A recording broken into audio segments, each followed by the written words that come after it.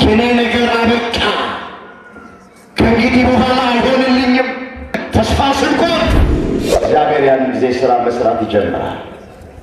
ጠብቁት። እግዚአብሔርን መጠበቅ ሞኝነት አለ። ሰው ቆሞ መሄደው በሁለት እግሩ አይደል። ሰው ቆሞ መሄደው በተስፋ።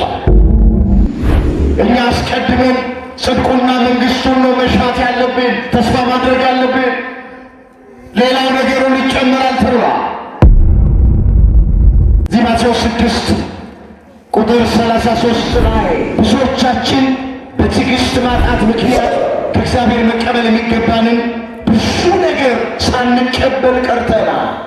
ተስፋ ባለበት ትዕግሥት ባለበት ተስፋ አለ።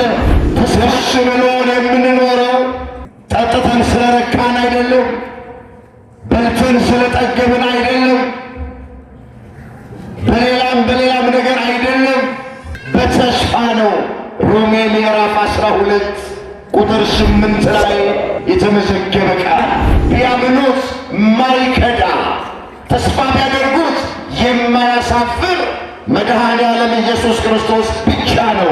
ክብር ምስጋና ለስሙ ይሁን። ከፍ አድርጋችሁ አመስግኑ።